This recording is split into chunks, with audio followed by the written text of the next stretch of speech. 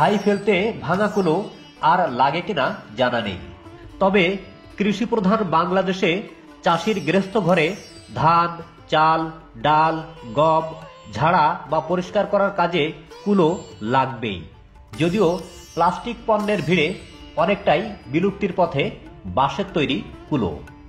আজকে আমি আপনাদেরকে দেখাবো কিভাবে বাঁশ দিয়ে নিত্য প্রয়োজনীয় এই কুলো তৈরি করা হয়।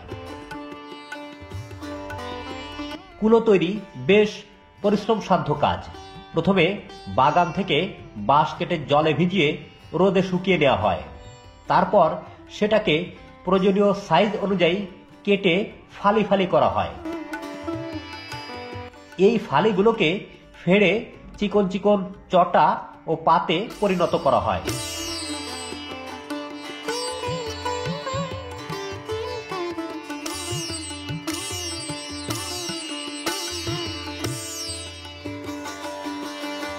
এরপর পাতগুলোর দুই পাশ সূক্ষ্মভাবে ছেঁচে পাতলা পাতলা বেতি বানানো হয়।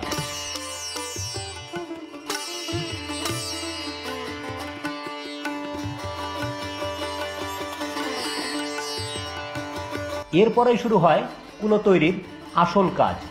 বাড়ির নারী পুরুষেরা দক্ষ হাতে বেতিগুলোকে বুনতে শুরু করেন।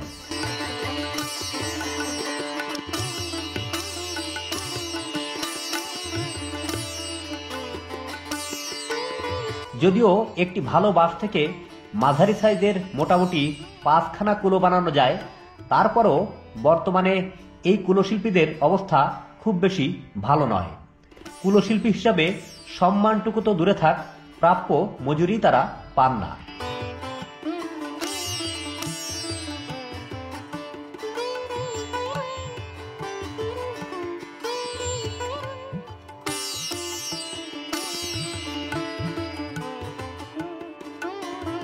একটি কুলো বিক্রি হয় পাইকারি 60 থেকে 70 টাকায়। সেই হিসাবে সারাদিন কাজ করে একজন সক্ষম মানুষ সর্বোচ্চ 400 থেকে 500 টাকা আয় করতে পারেন। নারীদের আয় হয় আরো কম। এ গেল সিজনের কথা। ডাল সিজনে এদের অবস্থা আরো বেশি বেগতিক। বর্তমানে অবস্থা চালের দাম হচ্ছে 60-70 টাকা কেজি। আর 10 কান বানাতে মনে করেন যে 20 কান হয়তো 2 দিন লাগে বানাতে।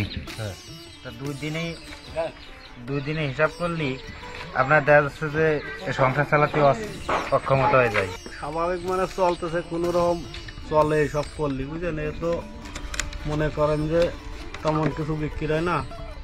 বুনন কাজ শেষ হয়ে গেলে খিল বা বেড়ির সাথে কুলোকে শক্তভাবে বাঁধা হয়। খিলের সাথে কুলোর বাঁধন হিসেবে ব্যবহার করা হয় তালের বেতি।